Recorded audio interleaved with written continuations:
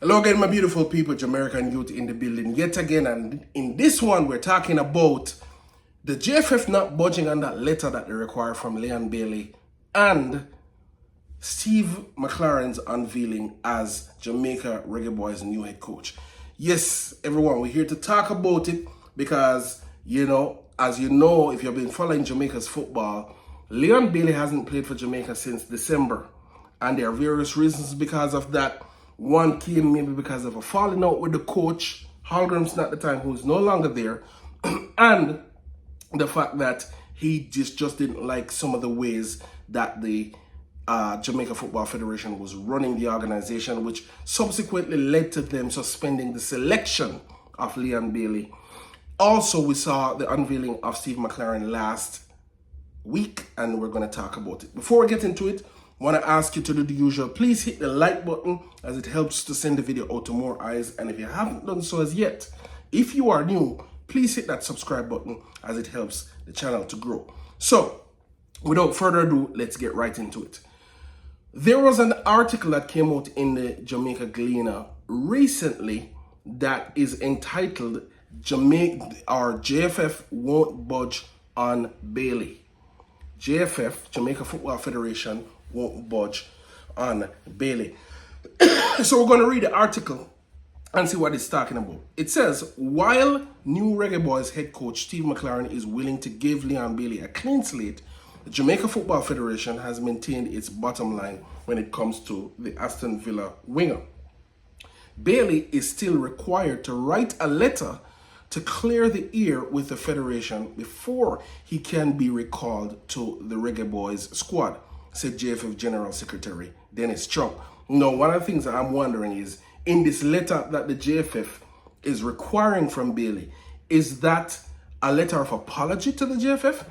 Or is that just a letter to say, I am available for selection for Jamaica?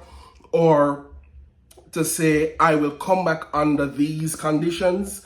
I don't know what specifically the JFF is looking for in this letter, what they're expecting Bailey to say in this letter. I mean, that is not necessarily something that has to be discussed in the open, but I'm just kind of speculating, what is it that is expected to be in this letter? Chung did not indicate that the JFF took issue with new Reggae Boyz coach Steve McClaren talking to Bailey in lieu of such a letter, but pointed out that the winger will not be available to McClaren for selection until one was presented. If you listen to the unveiling of Steve McClaren last week, you would have heard him say that one of the things he's going to do as soon as he gets back to England is call all the players, and if it means that he has to drive down to their houses and have a conversation with them, then that's what he will do. And that goes for players who are already in the fold and players who he might be recruiting, namely, Mason Greenwood or a Morgan Gibbs White, etc. So the article goes on to say, during his unveiling last week, McClaren, a former England manager, declared a clean slate for Bailey, and that from all his discussions with members of the Federation, Bailey remains a valuable asset to the program. McClaren did speak very highly of Bailey. He said the boy can play, He wants Bailey in the squad. So obviously, he's been talking up Bailey, and I'm really hoping that he's able to get Bailey in the fold. I personally would love to see Bailey playing for Jamaica again, regardless of all the misgivings and things that happened in the past. I want to see Bailey back in the team ASAP. So he said he intends to reach out to the exiled player and have dialogue with him to see where his headspace is. That's what Steve McClaren has said. So that's the end of the article. But the takeaway from the article is that the JFF still requires that letter from Bailey, And I can understand why they would want it, because the last window when Bailey was called by the then coach Jaime Halgrimson to the squad, Bailey rejected the call-up and said, no, I'm not turning off for Jamaica. I didn't say I was available for them. I'm taking a break from the national team. And that didn't really make the JFF look very good, and they didn't like it. So what the JFF did was to suspend the selection of Leon Bailey until he has indicated in writing Because a lot of fans came out and criticized the JFF for that. They said, look, you should have something in writing that says I'm available for selection before you came out and named him for the squad. And so the JFF is saying Leon Bailey needs to say, I am available for selection in writing before the club can, before Jamaica can choose him again for a national, call-up. What do you think about that? Do you think that's fair on the part of the JFF? Do you think the JFF is overreaching by requiring that letter? I personally think it's fair. I just don't know what the JFF is specifically asking. Are they asking for an apology? Are you asking for, just for him to say that I am, I am available for selection? Or are you also saying that I am available under these conditions? Are you looking for him to say I'm available under these conditions? Are you prepared, JFF, to honor some of the things he's talking about, namely a better flight, a room by himself when he comes, and a little bit more security when he plays for the national team? I'm not sure what specifically Leon Bailey, how that's going to be reconciled, because as far as Leon Bailey is concerned, Jaime Hallgrimsson is not there anymore. He had a falling out with him. However, it's the same JFF that's there, the same personnel in the JFF that's there. And I know he said Jamaica football won't progress until everybody upstairs leaves. That's not going to happen in the next 4 years. So it would be interesting to see if Bailey will ever even play for Jamaica again, considering that fact. But I'm still hopeful that the JFF is willing to accommodate some of his requests, namely a room for himself, namely a better flight situation, and namely better security when he comes to play for the national team. So I hope that can be reached, an amicable agreement can be reached, and we can see back Leon Bailey in national colours as quickly as possible. So moving on to the next story, Steve McClaren, he had been unveiled as the new Reggae Boyz head coach last week. They had a press conference up there at the JFF headquarters. And, amongst a plethora of things that Steve McClaren said, for me, what stood out to me is him saying it's not about resources. It's about people, standards, and behaviors. That's what he said. That's among some of the most profound things he said, in my opinion, because it goes back to the narrative that it doesn't take money/resources to be professional. You can be professional even if you don't have the most money in the world. Because what it really comes down to is the people that you have there. Are they competent enough? Their behaviors, are they willing to be accountable? Are they willing to be honest? Are they willing to not be corrupt? Are they willing to lead the federation in the right direction and leave their ego out the door? So people, behaviors, and standards. What type of standards are we setting for ourselves at the JFF or in Jamaica's football? What are the standards? Are the standards high enough for the goals that we want to accomplish? We want to go to the World Cup, but the standards that we set on a day-to-day basis amongst ourselves, is it high enough? Is it World Cup level?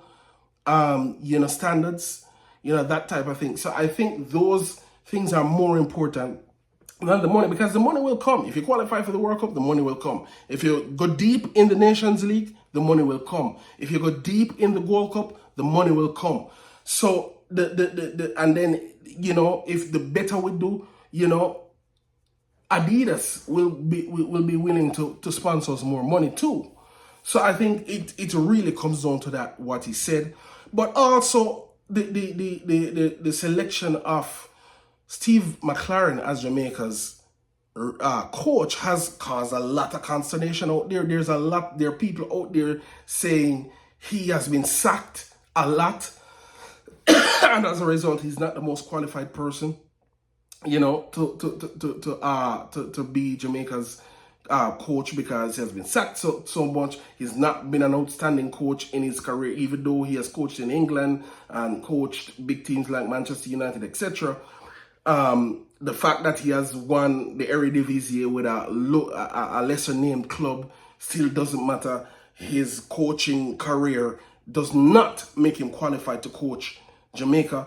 some people are saying that the process of selecting him was not good because you already ruled out too many people before you made that decision. You ruled out the likes of Dwight York and Miguel Coley. You didn't even interview them. You just went and you chose. So some people feel, for one reason or the other, that the coach, either the way he was chosen or the fact that he's not qualified, is a problem for them.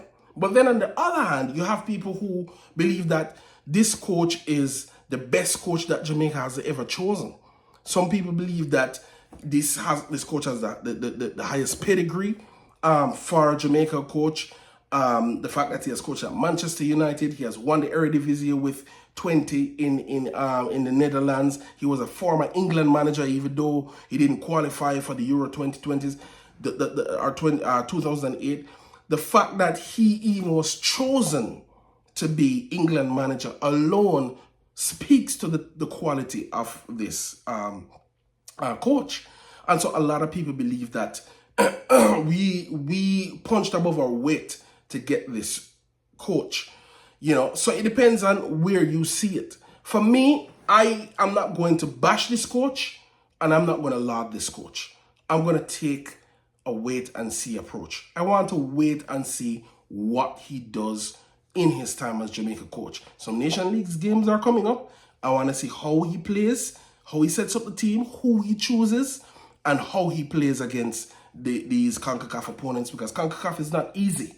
You know, even though you're coming from Europe, CONCACAF is not easy. So I want to wait and see before I cast any aspersions, before I draw any conclusions on what this coach is. I want to see what he does first, how he sets up this team, how he coaches the team, how early he brings them into camp.